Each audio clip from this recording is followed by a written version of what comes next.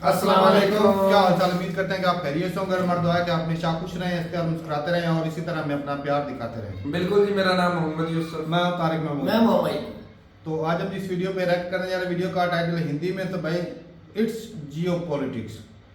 तो जो हाल ही में अटैक हुआ था दूसरा पार्लियामेंट में, उसके पीछे क्या रीज़न है, क्या हाथ है, किसका हाथ है, सारा कुछ डिटेल में बताएंगे। इनकी वीडियो का लिंक आपको डिस्क्रिप्शन में मिल जाएगा, जरूर भी विजिट कर लें। ऑर्डर करते हैं 3, 2, 1 वीडियो स्टार्ट। हाल ही में पन्नू ने अमेरिका के सॉइल में बैठकर वहाँ से भारत को एक धमकी दी है और ये कहा है कि वो भारत में 13 दिसंबर से पहले या दिसंबर के महीने में भारत की पार्लियामेंट पे एक अटैक करेगा। इस पूरे पार्लियामेंट की अटैक के इस स्टेटमेंट के पीछे एक बहुत बड़ी जियोपॉलिटिकल गेम चल रही है, जिसको समझने की आवश्यकता है, जो आज की इस वीडियो में हम जानने की कोशिश करेंगे।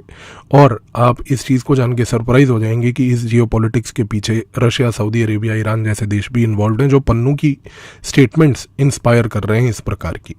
खेल क्या है? खेल बड़ा स्पष्ट और सिंपल है। रशिया के राष्ट्रपति व्लादिमीर पुतिन अभी 2 दिन पहले ही, अगर आपने देखा हो न्यूज़ में, तो एक बड़ी रेयर विजिट के लिए वो सऊदी अरेबिया, मोहम्मद बिन सलमान और अल नायन फैमिली से मिलने यूनाइटेड अरब एमिरेट्स गए। उसके बाद वहाँ से जब वो वापस मॉस्को आए तो उन्होंने तुरंत जो है ईरान के राष्ट्रपति से मुलाकात करी और ईरान के राष्ट्रपति के साथ मिलकर भी एक स्टेट विजिट हुई पूरी। अब देखिए गेम यहाँ पर क्या चल रहा है। Russia, Saudi Arabia, United Arab Emirates, ये सारे जितने भी मिडल ईस्ट के देश हैं, सबसे पहली बात, ये 2-3 चीज़ों की वजह से आज की डेट में नाखुश हुए हुए हैं। पहली चीज़ ये है कि रशिया और यूक्रेन के बीच में जो युद्ध पिछले लगभग 1 से 1.5 सालों से चल रहा है, इस युद्ध में अमेरिका अपना दबदबा जताने के चक्कर में रशिया को बार बार आइसोलेट करने की कोशिश कर रहा है। रशिया को आइसोलेट करने के चक्कर में उसने रशिया के ऊपर सैंक्शंस लगाए और इन सैंक्शंस के कारण ये हुआ है कि रशिया ना तो अब आज की डेट में किसी यूरोप की कंट्री में इन्वेस्टमेंट कर सकता है, ना ही वो अपने पैसे को कहीं पर भी किसी अमेरिका के अंदर कहीं पर भी इन्वेस्ट कर सकता है। इस सैंक्शन का दूसरा कॉन्सिक्वेंस ये भी है कि रशिया अपना तेल किसी भी अमेरिकन एलाई को या अमेरिका के किसी दोस्त को नहीं बेच सकता। लेकिन उसके बावजूद भी हम लोगों ने, भारत ने इस पूरे गेम प्लान को डिफाई करते हुए, अमेरिका को मुंह तोड़ जवाब देते हुए ये बात स्पष्ट करके बोली है कि हमारा अगर नेशनल इंटरेस्ट अगर रशिया से ऑयल लेने में फुलफिल हो रहा है तो हम अपना ऑयल रशिया से लेंगे, और अगर रशिया हमारे को ऑयल देने में सक्षम है तो हम वो ऑयल उससे लेंगे। और हमारा रशिया के साथ डिफेंस के सिवाय आज की डेट में एक ऑयल लेवल पे बहुत ही गहरा रिलेशनशिप भी बन चुका है। इस रशिया और इंडिया के ऑयल रिलेशनशिप के बारे में कभी एक अलग से वीडियो में चर्चा भी अपन लोग कर सकते हैं। दूसरी बात यह है कि रशिया के जितने भी आइसोलेट करने के टैक्टिक्स अमेरिका ने अभी तक अपनाए, वो सारे के सारे फेल हो गए हैं। रशिया धड़ल्ले से तेल इंडिया को और चाइना को दोनों को बेच रहा है और इस प्रोसेस में वो बहुत सारा पैसा कमा रहा है। इस प्रोसेस में जो ये पैसा रशिया कमा रहा है, उसकी पैसे की भरपूर ताकत से रशिया यूक्रेन में लड़ाई को लड़ रहा है। दूसरी चीज़ ये है कि अभी 7 अक्टूबर को हम लोगों ने देखा कि मिडल ईस्ट में एक बड़ी ही अनफॉर्चुनेट चीज़ ये होती है कि हमास जैसा एक आतंकवादी संगठन जो कि कहता है कि वो पैलेस्टीनियों को रिप्रेजेंट करता है, वो इजराइल के ऊपर एक अटैक करता है। जबकि हमास एक आतंकवादी संगठन है, उसका फ़िलिस्तीनियों को लेके कोई रिप्रेजेंटेशन नहीं है। अगर हम फ़िलिस्तीनी लोगों की बात करें तो उसका ओरिजिनल रिप्रेजेंटेटिव बॉडी जो है वो पैलेस्टीनियन अथॉरिटी है, जिसके हेड यासिर अराफात हुआ करते थे और आज की डेट में मोहम्मद अब्बास हैं। अब हुआ ये है कि इजराइल ने एक ऑफेंसिव ऑपरेशन के तहत, वो ऑपरेशन उसने सिर्फ गाज़ा पट्टी में पूरे हमास के ऊपर ही नहीं लगा दिया, बल्कि उस हमास को डिस्ट्रॉय करने के चक्कर में बहुत सारे फ़िलिस्तीनी भी मारे जा रहे हैं। अब अरब देश जो हैं आज की डेट में इस चीज़ से बहुत ज़्यादा नाखुश हैं कि अमेरिका जो बाइडन रिप्रेजेंट कर रहा है, उसकी पूरी की पूरी नीति सिर्फ और सिर्फ इजराइल के फेवर में है और वो फ़िलिस्तीनियों को और हमास को डिफ्रेंशिएट नहीं कर रहा है। जो बाइडन वैसे भी एक सोया हुआ किस्म का, अजीब किस्म का प्राणी है, जिसको अमेरिका की जनता ने खुद भी नहीं समझा कि हमने क्या इलेक्ट कर दिया। तो प्रॉब्लम ये हो रही है कि जो इजराइल है वो आज की डेट में इस बात से सही है कि वो हमास को डिस्ट्रॉय करना चाहता है, लेकिन वो हमास को डिस्ट्रॉय करने के चक्कर में जब एक कोलैटरल डैमेज के तहत फ़िलिस्तीनियों को मार रहा है, तो आज की डेट में सारे अरब देश अमेरिका को सिर्फ यही बात बोलने की कोशिश कर रहे हैं कि आप इजराइल को इस चीज़ को समझाइए कि हमें उसके ऑफेंसिव से कोई प्रॉब्लम नहीं। वो हमास एक टेररिस्ट संगठन को यदि डिस्ट्रॉय करना चाहता है तो ठीक है, करिए, लेकिन उस केस में फ़िलिस्तीनियों को डैमेज मत दीजिए। अब क्योंकि अमेरिका की नीति इस प्रकार से अनफोल्ड हो ही नहीं रही है और अमेरिका ने एब्सोल्यूट सपोर्ट इजराइल को दे दिया है, तो इसकी वजह से जो मिडल ईस्ट के देश हैं नंबर 1 ये भी आज की डेट में अमेरिका से नाखुश है। और इस लार्जर प्रोसेस में हुआ ये है कि आज over a period of time, जब से कोरोना काल ख़त्म हुआ है, उसके बाद से ग्लोबल इकोनॉमी में एक थोड़ा सा रिवाइवल आया है। हम ये नहीं कहेंगे कि ग्लोबल इकोनॉमी पूरी की पूरी रिवाइव उस तरीके से कर चुकी है जैसे प्री कोविड लेवल पर थी। अभी उस लेवल पर हम ग्लोबल लेवल पे तो नहीं पहुंचे हैं, चाहे इंडिविजुअल लेवल पे कई कंट्रियों में वो हमने जो बेंचमार्क है उसको ब्रीच कर लिया होगा, लेकिन अभी भी ग्लोबल लेवल पर एक रिवाइवल देखा जा रहा है और इस रिवाइवल को ड्राइव करने के लिए ऑयल की रिक्वायरमेंट धीरे धीरे बढ़ रही है। अब व्लादिमीर पुतिन को 2 चीज़ें समझ आ चुकी हैं। उसको सबसे पहली बात ये चीज़ समझ आ चुकी है कि भाई लॉन्ग रन में यानी कि 2024 में आने वाले 1 साल में ऑयल की डिमांड और बढ़ेगी। वो चाहे इंडिया में हो, वो चाहे चाइना में हो, वो चाहे अफ्रीका के कई देशों में हो, वो जहाँ पर भी हो, ऑयल की डिमांड आने वाले समय में नंबर 1 बढ़ने वाली है। मिडिल ईस्ट के जो ये देश हैं, सऊदी अरेबिया हो गया, यूएई हो गया, इन लोगों को भी अब ये चीज़ बहुत ही क्लियर तरीके से समझ आ चुकी है कि आने वाले समय में यदि ऑयल की डिमांड अगर बढ़ती है तो इस केस में हमारे को ऑयल सप्लाई करके इंश्योर करना, उसकी इम्पोर्टेंस हमारे लिए बढ़ेगी। अब हो क्या रहा है इस प्रोसेस में कि अमेरिका को ये सारे देश जितने भी मिडल ईस्ट के हैं, रशिया है, ईरान है, इन सारे देशों ने अब एक निर्णय ले लिया है कि हम इस पूरे प्रोसेस में ग्लोबल ऑयल की डिमांड को सप्लाई करने के लिए अमेरिका को आइसोलेट करेंगे। क्योंकि अगर अमेरिका हमारी नीतियों के हिसाब से हमारे इंटरेस्ट को लेकर अगर वो फुलफिल करके ग्लोबल कम्युनिटी में पीस और हार्मनी प्रमोट नहीं कर सकती है, तो फिर अमेरिका को एक आउटलियर स्टेट बनाना बहुत ज़रूरी है। इस प्रोसेस में अब हुआ ये है कि ये जो पुतिन की मीटिंग अभी सऊदी अरेबिया में मोहम्मद बिन सलमान से लेकर यूनाइटेड अरब एमिरेट्स में अल नायन फैमिली से लेकर उसके बाद ईरान के राष्ट्रपति से जो हुई, इस पूरी मीटिंग का जो निचोड़ निकला है वो ये निकला है कि इन सारे देशों ने, जिनको ओपेक प्लस एक ऑयल बेस्ड कार्टल के ये सारे मेंबर्स भी हैं, इन सारे देशों ने मिलकर एक निर्णय ये ले लिया है कि आने वाले समय में क्योंकि ऑयल का डिमांड बढ़ेगा तो उस केस में हम आउटपुट जो ऑयल का हम लोग प्रोड्यूस कर रहे हैं प्रतिदिन, उस आउटपुट को कम कर देंगे। अब ये बड़ी सिंपल इकोनॉमिक्स है कि अगर आप ये देखें कि ग्लोबल लेवल पर ऑयल की डिमांड यदि बढ़ती है और उस केस में अगर आप सप्लाई को थोड़ा सा कम कर देते हैं तो बाय डिफ़ॉल्ट जो law of demand and supply है उसके तहत जो प्राइसेस हैं ऑटोमेटिकली बढ़ जाएंगे। तो अब हो ये रहा है कि आज की डेट में यदि आने वाले मान लीजिए 3 से 4 महीने के अंदर अंदर अगर ये लोग जितने भी ओपेक प्लस के मेंबर्स हैं, जिन्होंने एक वैसे ही निर्णय ले लिया है कि हम 2.2 million barrel per day oil की प्रोडक्शन को और आउटपुट को घटाएंगे, यदि इन्होंने 2.2 मिलियन बैरल प्रतिदिन ऑयल की प्रोडक्शन को अगर घटा दिया तो आप ये सोचिए कि मार्केट में डिमांड ज़्यादा रहेगी लेकिन पीछे से सप्लाई कम रहेगी और इस सप्लाई कम होने के कारण से ग्लोबल ऑयल प्राइसेस में एक बहुत बड़ी उछाल आएगी। और इस उछाल के कारण इवेंचुअली क्या होगा कि आने वाले समय में इन देशों के पास जो कि आज की डेट में ऑयल को बेच रहे हैं, जिनकी इकोनॉमी पूरी ऑयल पर निर्भर है, ये सारे देश इस पूरे गेम प्लान में डिमांड सप्लाई के मिसमैच को खेलते हुए बहुत सारा पैसा इकट्ठा कर लेंगे। अब होगा ये इवेंचुअली कि जितना पैसा रशिया इकट्ठा करेगी, रशिया वो पैसा इकट्ठा कर कर आने वाले समय में ये इंश्योर कर लेगी कि उसको यूक्रेन में ऑफेंसिव लड़ने के लिए और मॉनेटरी रिसोर्स मिल जाए। लेकिन साथ ही में जितने भी ये मिडल ईस्ट के देश हैं, इन सारों के पास भी यदि अगर मान लीजिए एकदम से एक विंडफॉल गेन होता है पैसे का, तो इसकी वजह से कम ये फिलिस्तीनियों के इंटरेस्ट में खड़े होकर अमेरिका को ये चीज़ कन्वे कर पाएंगे बहुत अग्रेसिव लेवल से कि देखिए हम आपके साथ नहीं बल्कि रशिया को स्पेस देंगे अगर आप यहाँ पर आकर इस तरीके से व्यवहार करेंगे तो।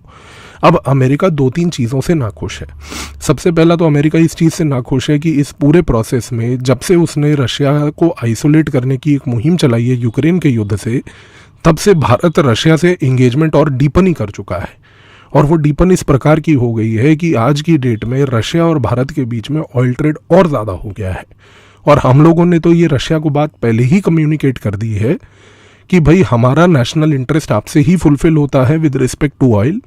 यदि आप अगर हमारे को ऑयल एक प्री डिटर्मिन्ड प्राइस पे बेचेंगे तो हम आपसे वो ऑयल इस प्री डिटर्मिन्ड प्राइस पे लेकर उसको खरीद कर आपको पैसा देते रहेंगे। रशिया और इंडिया के बीच में क्योंकि ये एक अनऑफिशियल लेवल पर एक्सेप्टेंस और एग्रीमेंट हो चुका है, तो इस चीज़ से अमेरिका नाखुश है कि भाई अमेरिका अब ये बात बोल रहा है कि इनडायरेक्टली इंडिया जो है वो यूक्रेन के युद्ध को स्पॉन्सर कर रहा है।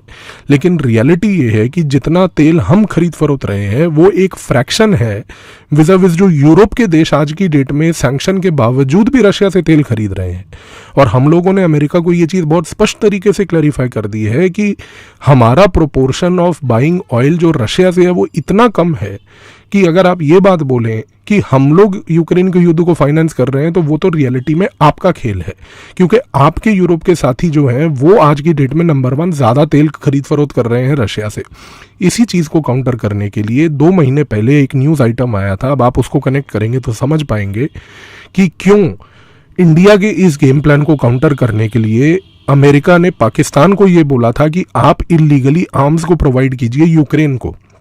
क्योंकि अगर इंडिया रशिया को सपोर्ट कर रहा है तो अमेरिका पाकिस्तान को एक हेज स्टेट बनाकर बेसिकली यूक्रेन के सपोर्ट में लाना चाहता था। और ये चीज़ हुई भी कि 2 महीने पहले इस न्यूज़ पे बहुत ज़्यादा डिटेल्ड डिस्कशन भी हुआ कि क्यों पाकिस्तान ने यूक्रेन को वेपन सप्लाई किए हैं, क्योंकि वो एक अटेम्प्ट था अमेरिका का इंडिया को अंडरकट करने के लिए, पर वो अटेम्प्ट भी नाकाम रहा।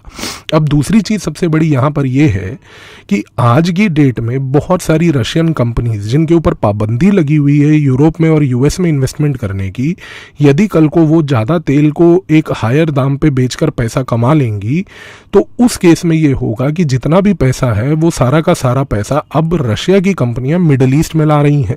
और अगर मैं उदाहरण के तौर पे आपको बोलूं तो रशिया की ऑयल की जो डिपेंडेंसी है वो है 28% ऑफ इट्स जीडीपी। अब रशिया यदि अपनी 28% जीडीपी अगर आज की डेट में ऑयल ट्रेड से कमा रहा है तो आप इस चीज़ से जान सकते हैं कि भाई रशिया कितना बड़ा एक चंक अपना ऑयल ट्रेड से कमा रहा है। अब ये सारा का सारा पैसा रशिया जो ऑयल ट्रेड से कमा रहा है उसको वो अब यूरोप के और यूएस में इन्वेस्ट करने के बजाय वो सारा पैसा आज की डेट में मिडिल ईस्ट में लगा रहा है। और 2022 में रशिया जो है वो मिडिल ईस्ट में एक सबसे बड़ा प्रॉपर्टी का रियल एस्टेट का सबसे बड़ा प्लेयर आइडेंटिफाई किया गया, जिसने 125% का ग्रोथ विटनेस किया है ओवरऑल ट्रांजैक्शंस में जो रियल एस्टेट में फॉरेन कंट्रीज ने मिडिल ईस्ट में किया है। रशिया की कंपनियां आज की डेट में अपने यूरोप से ऑफिसेज बंद कर कर मिडिल ईस्ट में आ रही हैं। फॉर एग्जांपल लुक ऑयल करके एक रशिया की कंपनी है जो सेकंड लार्जेस्ट रशिया की ऑयल प्रोड्यूसिंग कंपनी है, उसने अपना हेडक्वार्टर स्विट्जरलैंड से बंद कर कर आप सोचिए कि यूनाइटेड अरब एमिरेट्स में शिफ्ट कर लिया है। तो रशिया की यदि कंपनियां अगर आज की डेट में मिडिल ईस्ट में आकर अपने ऑपरेशंस को रन करेंगी तो जाहिर सी बात है कि मिडिल ईस्ट में जो मैन पावर और डायस्पोरा इंडिया का है, रशिया की इन कंपनियों को चलाने में वो हमारी मदद करेंगे और उनकी मदद होगी। तो आज की डेट में ये जो नया ग्लोबल अलाइनमेंट बन रहा है जिसमें रशिया, मिडिल ईस्ट, चाइना, ये सारे लोग एक तरफ तो हो ही रहे हैं, लेकिन इंडिया अपने पाँव अमेरिका की नाव में भी और रशिया के नाव में दोनों में रख के चल रहा है। इस चीज़ से बेसिकली अमेरिका नाखुश है। तो अमेरिका बार बार इंडिया को प्रोवोक करने के लिए इस प्रकार की बचकाना हरकतें कर रहा है।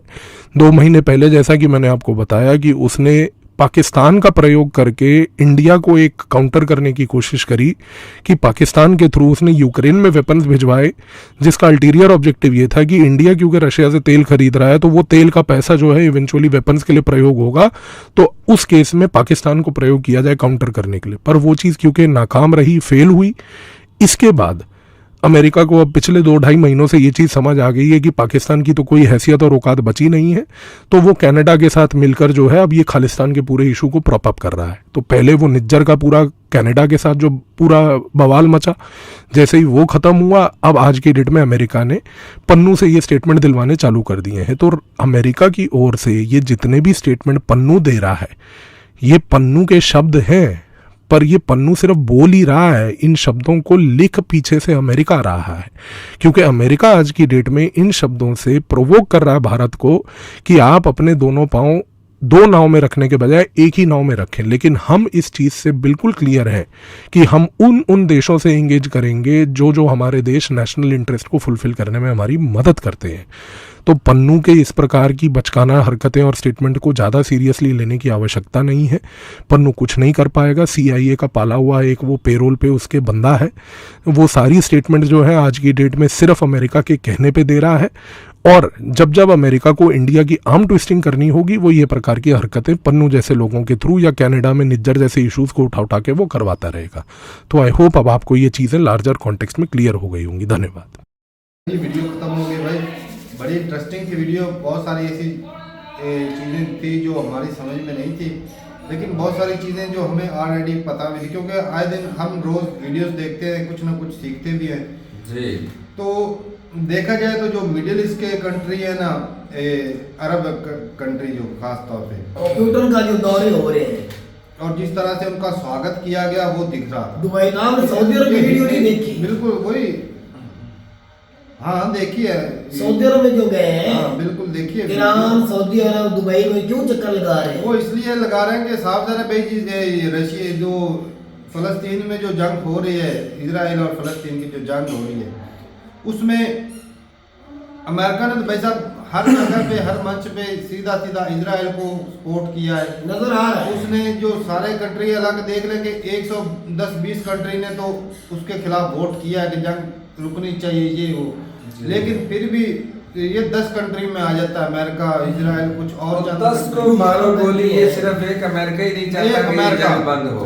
हाँ, ये गलत वो है, एक सारा अकेला खत्म हो नहीं जाएगा। चाहता। हाँ, और वो आज हालांकि तक जंग बंद है भाई। सारे अरब कंट्री के साथ रिलेशन भी अच्छे अमेरिका के हैं, लेकिन फिर भी वो इनकी एक भी नहीं मानता, अपनी वो मनमानी करता है। चौधरी वो दिखाता है कि मैं तो ही इससे ये जो फायदा रशिया ले रहा है ना हाँ, भाई साहब, अब आएगा इस खेल का मजा। हाँ जी, रशिया ने बहुत देर सोचा समझा और अब उठा है। ये साले अरबी जो है ना, ये भी पिट्ठू ही है। नहीं, अब अरबी मैं तुझे बताता हूँ। नहीं अब मैंने तुझे ये झुकाओ यकीन माने रशिया की तरफ करे ना भाई हो गया है। मैंने तुझे पहले, तू नहीं था, ये तारक था वीडियो में, मैंने इसको बोला था अब सऊदी अरब और क्या है जंग जो है यमन, इनकी सुलह होने जा रही है। जिस तरह का ये सऊदी अरब और ईरान की हुई है, उनकी भी होने जा रही है। वो कौन करवा रहा है? रशिया करवा रहा है और चाइना करवा रहा है। एक बात और, जनवरी में एक मीटिंग हो रही है सारे अरबी ममालिक और जो रशिया, चाइना, इंडिया, पाकिस्तान, ये पाकिस्तान में इसमें ब्रिक्स का भी हिस्सा बन गया सऊदी अरब और हाँ, और इन्होंने एक वादा भी किया है। और ये ज्यादा आप पिछले दिनों चाइना भी अमेरिका गया सर शी जिनपिंग, मैंने आपको बताया था ना, उसको इसने बुलाया क्या बाइडेन ने। तो ये बात कुछ चल रही है कि चाइना रशिया को कभी नहीं छोड़ेगा। जो दो कश्तियों की बात हो रही थी ना, वो तो ईरान और जो मुझे समझ आई है, और दूसरा है रशिया। इंडिया तो कदम रखना ईरान की तरफ भी, और ये दोनों अमेरिका के खिलाफ है। ये इंडिया को समझा रहा है कि आप दोनों से हट जाओ, इसलिए पन्नू जैसे को इस्तेमाल कर रहे हैं। कहीं ना कहीं से कोई और लास्ट में मैं ये भी बोलना जरूरी समझूंगा, शायद मेरी बात कुछ समझे कि ये अपने से कह रहे हैं, हो सकता है ये जो इतना इजी नहीं ले रहे। सर भी कह रहे थे पन्नू की बात से हवा में उड़ा दो, मतलब यही था, उसको सीरियस ना लो। ये कुछ करेगा, याद रख लेना, इंडिया में ये कुछ करेगा। बाद में आपने कहना है, इसका नमूना पार्लियामेंट में चाहे गैस से ही हुआ है, नहीं करना गैस से ही हुआ था। ये करेंगे जरूर, हम वो करवाएगा अमेरिका, होगा इन खालिस्तानियों से। हाँ। ये आपस में लड़वाएगा खालिस्तानी और इंडिया को। शाबाश है, ये सच्ची बात की भाई, ये दिल की बात छीन ली भाई। असल में वो ना अमेरिका जो ब्लैकमेल करके ना अपने नीचे रख। अच्छा, आगे लड़ेंगे कौन? वो भी इंडियन। लड़ेंगे किन के खिलाफ? वो भी इंडियन। कुल मिला के वो नुकसान किनका करवाएंगे? इंडिया का ही होगा। इंडिया का करवाएंगे। इनकी जो इकानमी बढ़ रही है, इसके अब अंदर जो खलल पैदा होगा, लड़ाई होगी खालिस्तानी और इंडिया की आपस में हुकूमत की, तो खलल पैदा होगा, तो इन्वेस्टमेंट रुकेगी कि नहीं? वो भाई इकानमी को कोई झटका लगे। अमेरिका ये समझा इसीलिए रहा है, अभी भी वक्त है, रशिया से हाथ पीछे कर लो, ईरान से हाथ पीछे कर लो, वरना आपको भुगतना पड़ेगा। वो रुकने वाले नहीं इंडिया वाले, क्योंकि वो अभी वो तो किसी का नुकसान चाहते ही नहीं। हकीकत में ये है, वो तो चाहते हैं इंसानियत की कदर हो, दुनिया सारी तरक्की करे, लेकिन अमेरिका को ये बात अच्छी नहीं इंडिया की लगी। वो तो अमेरिका अपने चौधर में। हाँ, जिस तरह पाकिस्तान को मैं बताता जाऊं, यूक्रेन में जो असला पाकिस्तान ने बेचा, मेरे पास अभी भी वो रिपोर्ट है, अमेरिका की इंटरनेशनल रिपोर्ट में मेरे पास है 900 मिलियन का ये दिफा का सामान जो बेचा 900 मिलियन का बेचा है, और सारे का सारा पैसा जिस बंदे के पास है वो हाफिज साहब और शहबाज शरीफ के पास, दोनों के पास है। ये भी याद रखो 900 मिलियन का असला बेचा यूक्रेन को अमेरिका के कहने के। चलो शुक्र है असला था बेच दिया, हाँ। ऐसे तो कहते हैं लेकिन उससे आवाम को फायदा नहीं ना हुआ, आवाम को तो जरा फायदा नहीं हुआ। कंट्री का ही होता है वो। कौन सी कंट्री को फायदा हुआ? मेरे मुल्क में पैसा आया ही नहीं। भाई दर का दर ही रखी है। तेरी सोच ही है। हाँ, इधर आता तो कुछ खजाने में तो कुछ होता है ना। ओ भाई वो चोरी आज की रिपोर्ट देख लो, ऐलान किया इलेक्शन का 8 फरवरी का। रात की वीडियो देखो, रात में वो कह रहे 1 महीने के लिए डेट आगे कर दो। सुप्रीम कोर्ट ने रात को कह दिया कि 8 फरवरी को इलेक्शन होगा। जब तक खान साहब यार, टिकाने मेरे नहीं पास ना पैसा लगेंगे, नहीं। जब तक खान साहब टिकाने नहीं लगेंगे इलेक्शन भाई पाकिस्तान में नहीं होगा। रात को सुप्रीम कोर्ट ने हाई कोर्ट के चीफ जस्टिस को ये कहा है, खुद कहा उसने, आज रात गुजर गई कि इलेक्शन इसी डेट पे होंगे और फरवरी के होंगे। मेरा आर्डर है आपको, इसके अलावा मैं कोई दरखास्त नहीं चाहूंगा। और उसने डांटा इलेक्शन कमीशन को भी, ये सदर पाकिस्तान के साइन किए हुए हैं। ये मतलब नहीं कि आपने इख्तियार उसको नहीं दिए तो वो साइन उसके झूठे हैं। वो सदर है, उसके पास इख्तियार है आर्मी चीफ को उतारने का। वो वजीर आज़म को उतार सकते हैं, वो सैनेट के इलेक्शन वाले को, सैनेट वाले को उतार सकते हैं। अच्छा भाई, बाकी बात ये कि अगर इंडिया साल अगर इंडिया रशिया से तेल खरीदा 50 बिलियन का, तो एक साल में खरीदा है हाँ। 48 बिलियन का, तो साल है कि इतनी ज्यादा अगर 28% अगर उसका जो इनकम है अगर रशिया की वो तेल से ही है, तो फिर तो 50 सीधा तो 48 बिलियन इधर से आ गया इंडिया से, और बाकी चाइना को भी बेचा है तेल। बिल्कुल, चाइना ने तो भी साल वो कितना पैसा पैसा रशिया और यूक्रेन की जो जंग है उसमें तो लगेगा ही पैसा तो भाई साहब नजर आ रहा है साफ किधर लगा है? और भाई अगर ये जो गेम अब चल रही है ना, रशिया जो खेल रहा है, अगर ये हो जाए तो भाई अब ब्रिक्स, अगर आई विश के भाई ब्रिक्स जो है ना वो कामयाब हो जाए और डॉलर को नुकसान की होगा। मोनोपोली ये खत्म हो जाए, तब जाके ना अमेरिका के ना वो दांत खट्टे होंगे। अमेरिका के दांत भी खट्टे होंगे और जो गरीब कंट्री है भाई उनको भी सुख का सांस हाँ, मिलेगा। इसमें अरबी ममालिक जो है ना